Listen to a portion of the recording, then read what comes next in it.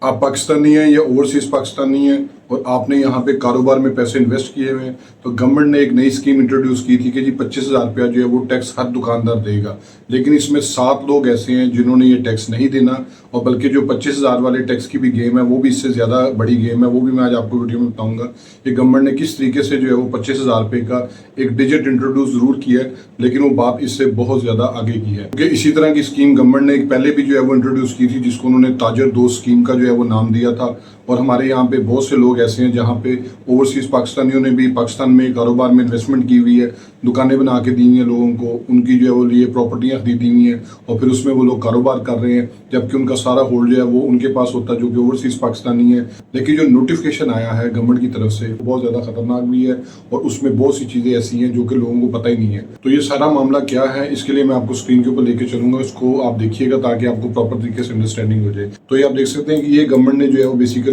پورا ایک جو ہے وہ تقریباً 14 نکاتی ایجنڈا جو ہے وہ بتایا تھا، اور اس میں بڑی چیزیں انہوں نے بیچ میں شامل کی ہیں، اور اس میں جو سب سے خطرناک چیز ہے وہ یہ ہے کہ جو 25,000 روپے ٹیکس ہے وہ فائنل ٹیکس نہیں ہے، اس کے بارے میں انہوں نے کلیئرلی لکھ دیا ہے کہ کم از کم ٹیکس جو ہے اس اسکیم میں شمولیت کے لیے دکاندار کو سالانہ کم از کم 25,000 روپیہ نقد ٹیکس جو ہے وہ دینا ہی دینا ہے چھوٹے دکاندار۔ اب چھوٹے دکاندار کی ڈیفینیشن کیا وہ بھی میں آپ کو آگے ویڈیو میں بتاؤں گا، یعنی کہ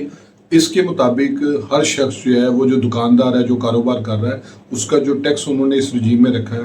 وہ منیمم 25,000 یعنی کم سے کم 25,000 روپیہ، اور اس کے علاوہ انہوں نے جو ہے وہ اس کو جو ہے وہ ڈیل کیسے کرنا ہے وہ میں آپ کو بتا دیتا ہوں کہ اس ٹیکس کی جو انہوں نے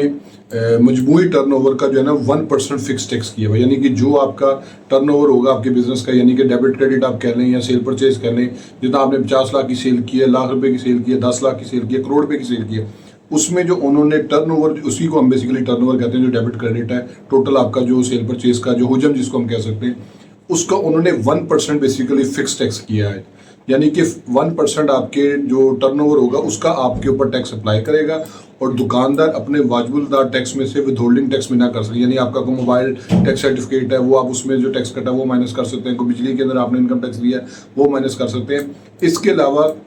آپ اس سے جو ہے وہ نہیں بچ سکتے، یعنی کم از کم آپ کو 25,000 ٹیکس دینا ہے، اور یہ 1% آف دا ٹرن اوور جو ہے یہ ٹیکس ہوگا، یعنی کہ ایک بندہ جو کہ سالانہ 50 لاکھ کا بزنس کر رہا ہے اس کو جو ہے وہ 1% تک جو ہے وہ فکس ٹیکس جو ہے وہ ادا کرنا پڑے گا۔ پھر اس کے بعد انہوں نے کہا جی کہ یہ جو چھوٹے دکاندار ہے اس کی ڈیفینیشن کیا ہے، انہوں نے یہ بڑا آسان کام کر لیا جی کہ یہ وہ لوگ ہوں گے جن کی سالانہ فروخت جو ہے وہ 20 کروڑ روپے تک ہے، یعنی کہ ان کی دکان کی جو سیل پرچیز ہے وہ 20 کروڑ، 20 کروڑ بہت زیادہ رقم ہوتی ہے، اس کو جو ہے وہ یعنی کہ اس سے نیچے نیچے جو ہے وہ تمام لوگ اس کے اندر شامل ہیں۔ تو اگر ہم اس کو ان چھوڑ دیں تو کمپنیز اور انڈسٹریز اور بڑے بڑے جو کاروبار ہیں ان کو نکال کے پورے پاکستان کے دکاندار جو ہے انہوں نے اس فکس رجیم میں جو ہے وہ شامل کر دینے۔ پھر اس کے بعد انہوں نے کہا جی کہ جو شخص جو ہے وہ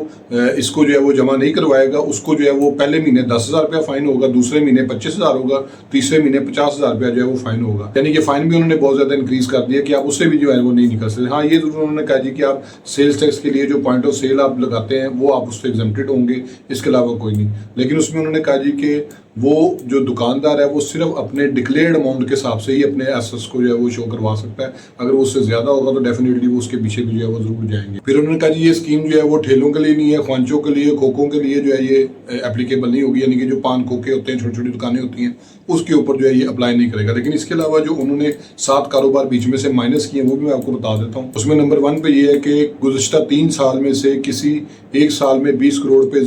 سے زائد فروخت کرنے والے جو کاروباری لوگ ہیں ان کی جو ہے وہ بزنس سے ایکسکلوڈ ہوں گے، یعنی وہ کسی اور ٹیکس رجیم میں فال کریں گے۔ پھر اس کے بعد جو ہے وہ ایک سے زیادہ دکانیں رکھنے والے، پھر اس کے بعد کریڈٹ کارڈ مشینوں والے دکاندار جنہوں نے کریڈٹ کارڈ مشینیں جو ہے وہ انسٹال کی ہوئی ہیں، اس کے علاوہ جو ٹیئر 1 کے دکاندار ہیں اس میں ڈفرینٹ کیٹیگریز ایک لمبی چیز ہے وہ میں کسی اور ویڈیو میں بتاؤں گا، وہ لوگ، پھر زیورات فروخت کرنے والے، زیورات میں means include every type of jewellery item جو ہے وہ اس میں شامل ہیں،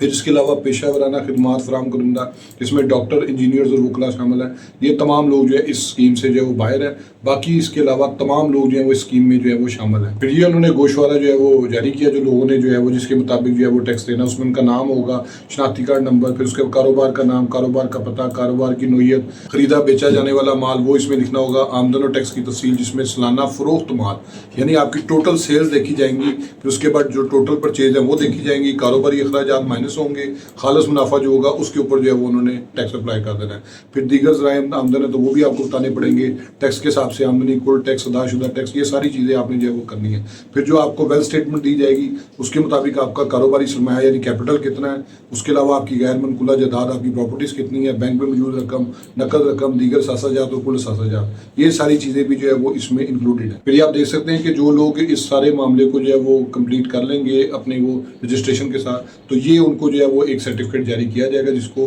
FBI ने सर्टिफिकेट ऑफ कंप्लायंस का नाम दिया है। उसमें जो है वो टैक्स पेयर का नाम होगा, एंटियर होगा, टैक्स ईयर होगा, और ये दुकानदार एक फर्श शनास जो है वो टैक्स गुजार है, ये उसको जो है वो टाइटल डेजिग्नेट किया जाएगा। तो ये सारी चीज़ें इस तरीके से चलेंगी। और आपको ये वीडियो पसंद आई होगी, मेरे फेसबुक पेज को लाइक करें, यूट्यूब चैनल को सब्सक्राइब करें, ताकि लीगल टॉपिक्स रिलेटेड इस तरह मैं आपसे शेयर करता हूँ। Thank you for watching.